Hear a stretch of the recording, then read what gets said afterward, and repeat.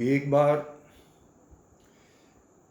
माता पार्वती ने भगवान शिव से निवेदन किया कि हे प्रभु, आप ऐसा कुछ बताएं जिससे लोगों के पितर जो हैं उनका उद्धार हो जाए, उनके बच्चे, उनकी संतान ऐसी कौन सी क्रिया करें, ऐसा कौन सा कार्य करें जिससे उनके पितरों का मोक्ष हो सके। तो भगवान शिव माता पार्वती से कहते हैं कि मैं एक किस्सा आपको सुनाता हूँ जिसके माध्यम से आपको समझ में आ जाएगा कि किसी भी व्यक्ति के द्वारा अपने पितरों का उद्धार कैसे किया, उसका साधन क्या है। तो भगवान शिव ने कहानी माता पार्वती को बताया और कहा कि एक पाटलिपुत्र नाम का एक दुर्गम नगर था, जिसका गोपुर बहुत ही ऊंचा था, द्वार। उस नगर में एक शंकुकर्ण नाम का ब्राह्मण रहता था। वह शंकुकर्ण ब्राह्मण वैश्य वृत्ति का था, व्यवसायिक दृष्टिकोण का था और उसने वैश्य वृत्ति से बहुत धनोपार्जन किया, लेकिन उस धन का कभी उसने उपयोग पितरों के तर्पण, श्राद्ध कर्मों में न करके वो केवल बड़े बड़े आदमियों को, राजाओं को प्रसन्न करने के निमित्त उस धन का उपयोग किया करता था।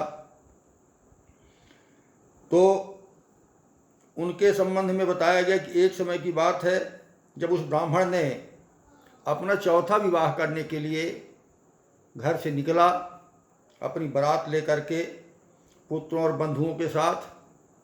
जाते जाते रास्ते में एक जगह रात में विश्राम किया। विश्राम करते समय, सोते समय जब वो सो रहा था तो एक सर्प आकर के उसके बाहों में डस दिया। सर्प के डसने के बाद अनेक प्रयास किए गए, औषधियाँ दी गईं, झाड़ फूंक किया गया, किंतु उस ब्राह्मण को बचाया नहीं जा सका। कुछ क्षणों के बाद ही उसकी मृत्यु हो गई। अब इसके बाद वो जब मृत्यु के पश्चात सर्पयोनि में पैदा हुआ। सर्पयोनि में पैदा होने के बाद उसको चिंता थी कि हमारा जो धन था उसकी रक्षा कैसे हो। तो उसने अपने बच्चों को धन की रक्षा करने की जिम्मेदारी के बजाय उसने सर्प बनकर खुद उस धन की रक्षा करने लगा। एक दिन वह अपने बच्चों को स्वप्न में बताया कि मेरे द्वारा कमाया हुआ धन किस स्थान पर गड़ा हुआ है। उसके मझले बच्चे ने जब यह स्वप्न देखा तो प्रातःकाल सुबह में ही अपने दूसरे भाइयों से बताया कि ऐसा ऐसा है, और स्वयं वह कुदाल लेकर वह धन खोदने के लिए लालच में उस जगह पर पहुंच गया। स्वप्न में देखी हुई जगह पर उस जब खुदाई करने लगा तो वह सर्प, ब्राह्मण देवता जो सर्पयोनि में थे, वो फन उठाकर खड़े हो गए और बोले, हे दुष्ट, तू कौन है, यहाँ क्यों आया, तुझे किसने भेजा है। तब उसने हाथ जोड़कर अपने पिता से कहा कि हे देव, मैं आज रात में हमने एक स्वप्न देखा है।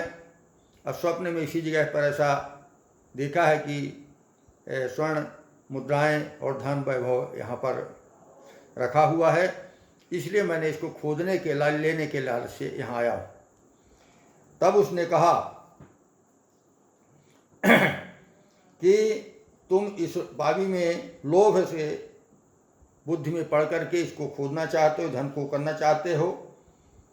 अरे मूढ़, तू है कौन। तो उसने कहा कि मैं आपका पुत्र हूं, मेरा नाम शिव है। तो पुत्र ने पूछा, पिताजी आपकी मुक्ति कैसे होगी, आप इस सर्पयोनि में कैसे आए। तो उन्होंने कहा कि मृत्यु के उपरांत मुझे सर्पयोनि मिली है और सर्पयोनि मिलने के कारण मैंने अपने धन की रक्षा करने की जिम्मेदारी स्वयं ली है। अगर तुम यह चाहते हो कि मैं सर्पयोनि से मुक्ति पाऊं, मेरा उद्धार हो, मेरा मोक्ष हो, तो तुम एक काम करो। पुत्र ने कहा कि बताइए। जो मुझसे हो सकेगा मैं निश्चित रूप से आपके उद्धार के लिए करूँगा। तो पिता ने कहा कि बेटा, श्रीमद् भागवत गीता के अमृतमय 7वें अध्याय को छोड़कर दुनिया में ऐसी कोई चीज़ नहीं है जिसके माध्यम से मुझे मोक्ष मिले, मेरा उद्धार हो और इस मैं सर्प योनि से उद्धार हो पाऊं।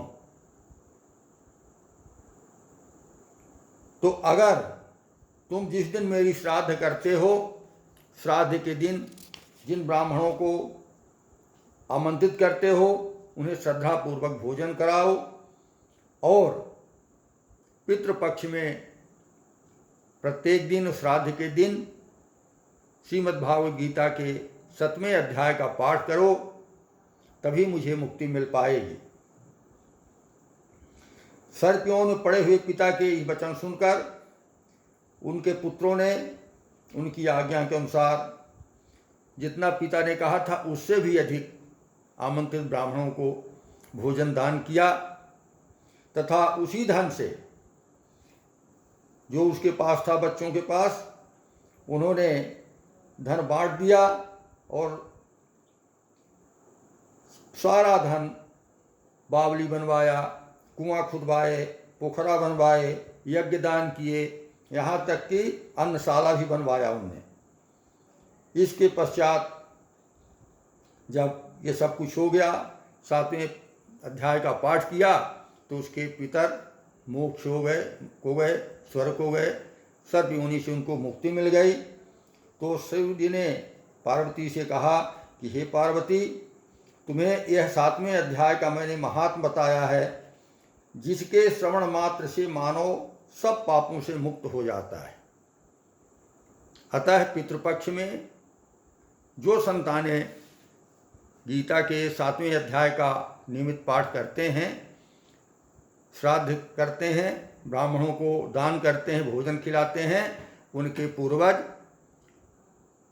अपनी यौन को छोड़ करके उनका मोक्ष हो जाता है, उद्धार हो जाते हैं, और उनकी संतान पर उनकी पितृदेवों की कृपा बरसती है। ओम नमो भगवते वासुदेवाय।